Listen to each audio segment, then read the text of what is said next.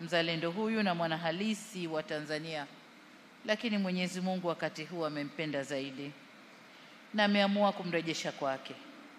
Na kwa kuwa hatuwezi kuyapinga maamuzi hayo ya Mwenyezi Mungu, hatuna budi kukubaliana na maagizo ya Biblia katika Wathesalonike wa kwanza sura ya 5 aya ya 18 inayotutaka kuwa na shukrani kwa kila jambo, maana hayo ni mapenzi ya Mungu kwenu katika Kristo Yesu. Kwa hiyo pamoja na majonzi yetu makubwa, shukrani zote zimrejee Mola wetu, na sisi Waislamu husema alhamdulillah rabbil alamin.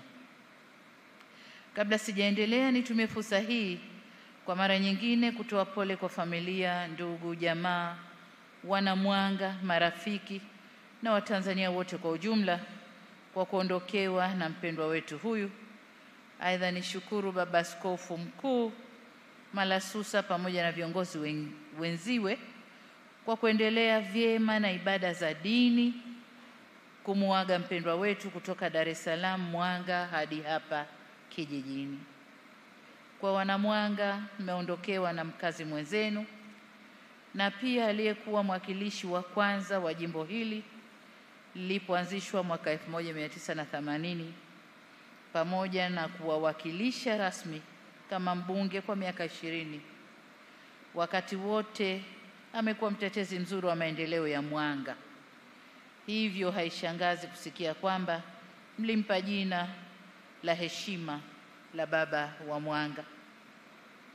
Ndugu waombolezaji wenzangu, tangu tupate taarifa ya msiba huu wa mpendwa wetu Mzee Cleopa Msuya, kuna ambao walipambana usiku na mchana kuhakikisha kuwa tunampumzisha mzee wetu kwa heshima anayostahiki.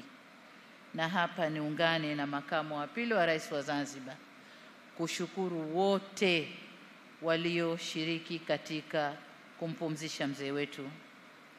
Lakini kwa upekee nitumie fursa hii kumshukuru Mheshimiwa Waziri Mkuu wa Jamhuri ya Muungano wa Tanzania, makamu wa pili wa rais wa Zanzibar pamoja na kamati yote tendaji, lakini pia vyombo vya ulinzi na usalama kwa uratibu mzuri wa shughuli hii.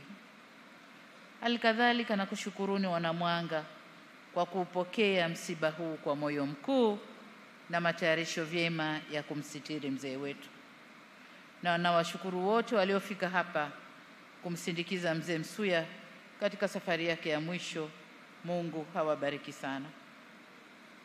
Pamoja na kumsindikiza mzee wetu, tupo hapa pia kupeana faraja, ingawa faraja ya kweli inatokana kwake Mola wetu. Na waraka wa Mtume Paulo kwa waumini sura 14 mstari wa 7 hadi wa 8 unatufariji kwa kusema, kwa sababu hakuna mtu miongoni mwetu aishie kwa nafsi yake, wala hakuna afae kwa nafsi yake. Kwa maana kama tukiishi, twaishi kwa Bwana, au kama tukifa, twafa kwa Bwana. Basi kama tukiishi au tukifa, tu mali ya Bwana. Kwa hiyo hakuna mwenye uwezo wa kuchepusha au kuondosha lile ambalo Mwenyezi Mungu analitaka. Siku na saa ikifika, tunakwenda kwake. Hivyo kwa familia na wote walioguswa na msiba huu wa baba yetu, tuendelee kumwombea na tujiombeeni nasi Mwenyezi Mungu atupe faraja na mwisho mwema. Ndugu zangu, hayati Cleopa David Msuya atakumbukwa kwa mambo mengi sana ambayo kuanzia tarehe 7 hadi leo yamesemwa kwa kuelezwa vizuri na wanaomfahamu, waliofanya kazi naye, wanamwanga na hata wazungumzaji walionitangulia leo, kama alivyotueleza vizuri Dr. Jakaya Mrisho Kikwete, rais mstaafu. Ukiyasikiliza vizuri yote, tunaweza kusema kwamba mzee wetu atakumbukwa kwa kujitolea maisha yake yote kuwatumikia Watanzania.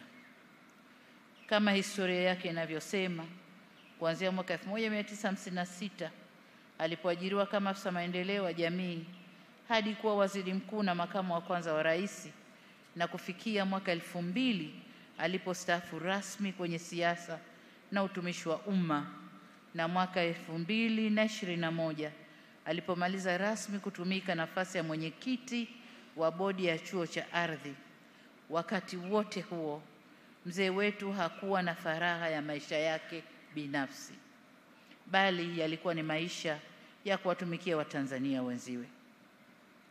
Katika nyadhifa mbalimbali alizoshika, aliweka rekodi 2 kubwa.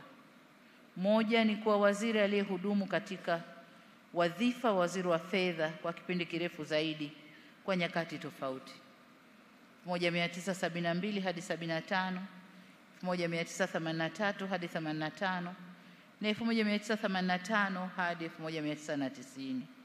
Na pili, licha ya kuwa alikuwa waziri mkuu na makamu wa kwanza wa rais wa Jamhuri ya Muungano wa Tanzania kwa kipindi kifupi cha miezi 11, yeye ndiyo Mtanzania wa mwisho kushika nafasi hiyo, kwani baada ya hapo tuliingia kwenye mfumo wa vyama vingi ambapo makamu wa rais alipatikana kupitia mgombea mwenza. Ndugu zangu, katika mengi yatakayokumbukwa au atakayokumbukwa nayo ni pamoja na mchango wake mkubwa wa kutafuta fedha kwa ajili ya kuunga mkono harakati za ukombozi kusini mwa Afrika. Akiwa katibu mkuu wa Wizara ya Fedha, mbali na kuhangaika kutafuta fedha za matumizi ya serikali, alikuwa na jukumu la kutenga bajeti kwa ajili ya harakati za ukombozi kusini mwa Afrika.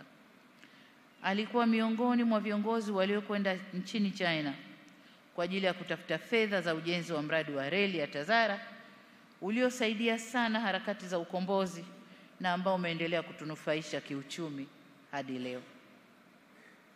Mzee Msuya aliongoza mabadiliko ya mfumo wa kiuchumi kama ilivyoelezwa vizuri hapa na rais mstaafu, ili kuruhusu uchumi wa soko na kuimarisha ushiriki wa sekta binafsi. Hiki kilikuwa kipindi kigumu cha kukabiliana na upinzani na shinikizo kutoka wafadhili wa kimataifa, wanasiasa nchini, wafanyabiashara wazawa na wasio wazawa na makundi mengine, baadhi yao wakiunga mkono mageuzi na wengine wakiyapinga kwa sababu tofauti tofauti. Hapa nakumbuka kama alivyosema rais mstaafu, mwaka kutoka 85 90 katikati pale, wakati shilingi yetu inataka kushushwa thamani, huku wana CCM tulisukumwa kuandamana. Tukatoka maofisini kule Zanzibar, ofisi yangu ilikuwa Vuga, mpaka CCM Kisiwandui, na kwa mara ya kwanza ndo niliimba jina Msuya. Kabla hapo nilikuwa nalisoma tu kwenye somo la siasa siku hizo wanaita civics. Tulikuwa tunaimba Msuya, usiruhusu shilingi yetu kushushwa thamani. Hao tunaandamana mpaka ofisi ya makao makuu CCM pale Kisiwandui. Lakini baada ya muda mfupi shilingi ikashuka thamani. Na wakati ule shilingi yetu ilikuwa shilingi dola moja ya Marekani ni shilingi 5 ya Tanzania. Na wakati ule nauli ya daladala zetu hizi gari za community ilikuwa ni shilingi 5. Na ndio maana jina dola tukaita dala. Magari yetu mpaka leo yakaitwa dala, kwa sababu nauli ilikuwa shilingi 5 na ndio ilikuwa thamani ya shilingi yetu kwa dola ya Marekani. Kwa hiyo mzee huyu kama alivyosema rais mstaafu amekumbana na mengi. Lakini pamoja na changamoto hiyo, nchi ilifanikiwa kuondosha baadhi ya shida kubwa zilizokuwa zinawakabili wananchi, kama vile uhaba wa bidhaa muhimu na kupunguza mfumuko wa bei. Hili linathibitishwa na hayati mzee Ali Hassan Mwinyi, ambapo katika kitabu chake ametambua mchango wa mzee Msuya katika mageuzi haya ya kiuchumi kuelekea kwenye uchumi wa soko, na amemshukuru sana kwa mchango wake kama waziri wa fedha, uchumi na mipango. Hata baada ya kustaafu, mzee Msuya aliendelea kutoa mchango kwa taifa kupitia ushauri wake kwa viongozi mbalimbali waliopo serikalini, na hili amelisema pia Rais mstaafu. Hapa nikiri kwamba mimi mwenyewe nilifaidika. Nilimsikia makamu wa rais naye anasema alikwenda kumuona na alifaidika, na hatukuwa peke yetu, ni wengi. Viongozi wengine wengi tumekuwa tukienda kwake ili pamoja na kumjulia hali kupata ushauri na busara zake. Kama nilivyosema, nilikuwa namsikia na kumsoma mzee Msuya kuona kwenye vyombo vya habari na kumsoma kwenye somo la siasa. Lakini baadaye kufikia mwaka 2010 nilipata bahati ya kumuona kwa mara ya kwanza mzee Msuya uso kwa uso au ana kwa ana. Na hii ilikuwa mwezi wa 8, mwezi August mwaka 2015, wakati wa kampeni, mara yangu ya kwanza kuingia kwenye kampeni. Na kwa wakati ule nilipangwa kuanza na mkoa mgumu kaskazini huko kwa Tanzania. Nilianza Same milimani kule Upareni, nikateremka huku. Nilipokuja Mwanga ulikuwa hauwaki kabisa. Ni vurugu za kugombania ubunge baina ya Mheshimiwa Magembe na wenzio walokuweko pale. Na ilitubidi kupanda juu huko kumfuata mzee Msuya aje atupe maelekezo tufanyeje. Baada ya kupata ushauri wa mzee Msuya, nikashuka tena Mwanga, ofisi za chama pale na kamati ya siasa. Tulipambana pale hadi saa 6 usiku. Ndio tunapata muafaka, tukaondoka. Kwa hiyo ndio mara yangu ya kwanza kumpata mzee Msuya, kukaa naye ana kwa ana. Akanieleza, na alionieleza yalinisaidia kupata muafaka. Kwa hiyo ni mara ya kwanza. Lakini mara nyingine ni mwaka 2022 nilipomtembelea nyumbani kwake pale Upanga, kwenda kumsalimia tu na nimsikia na nitumaje. Wakati huu tayari nimeshakabidhiwa dhamana ya kuendesha nchi hii kama mkuu wa nchi, kwa nilikwenda kupata anasemaje. Lakini pia nilimuona mwaka 2023 nilipofanya ziara rasmi katika mkoa wa Kilimanjaro, na tulikuja nyumbani kwake, tulionana naye, nako akasema aliyoyasema. Mwaka 2024 pale Ikulu Dodoma nilifanya mkutano wa vyama vya ushirika vyote vya Tanzania, na bila kumwalika naingia kwenye ukumbi na mkuta mzee Msuya akakaa kitako na gongo lake. Akasema, leo mkutano mgumu, mzee yuko hapa. Lakini alikaa kimya, kasikiliza mwanzo mpaka mwisho. Tulipomaliza akasema, mwambieni nataka kumuona. Kwa hiyo tukafuatana, tukaingia ofisini kwangu, akaenda akaniambia alioniambia. Lakini kuanzia mwaka 2022, 23 na ile 24 alikuwa na salamu mbili kubwa kwangu.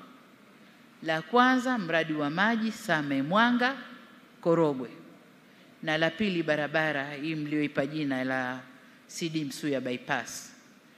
Ile ndio miradi miwili ambayo ilikuwa inamkereketa kwenye roho yake na alitaka niitekeleze. Mara ya mwisho kwa faraja kubwa nilimuona 2025 pale Mwanga wakati wa ufunguzi wa mradi wa maji. Alikuwepo na kigari chake, kutembea hawezi na kigari chake, lakini alifika kushuhudia lile ambalo alikuwa anatamani litokee. Alikuja tukawa naye. Niliposikia habari za kifo chake nikasema, Mungu asante. Ingekuwa ule mradi haukukamilika, ningekwenda kumzika mzee na moyo gani? Ningejisikiaje? Lakini nakwenda kumstiri mzee wangu huyu, lile tamanio la moyo wake nikiwa nimelitimiza. Kwa hiyo nimeshukuru sana.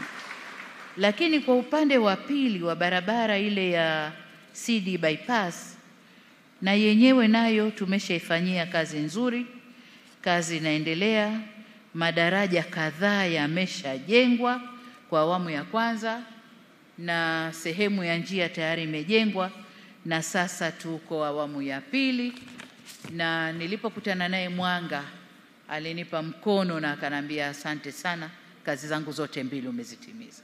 Kwa hiyo ninapata faraja kwamba mzee huyu Mungu amemwita wakati yale aliyotaka kuyaona kwa macho yakiwa yametimia. Namshukuru sana Mungu.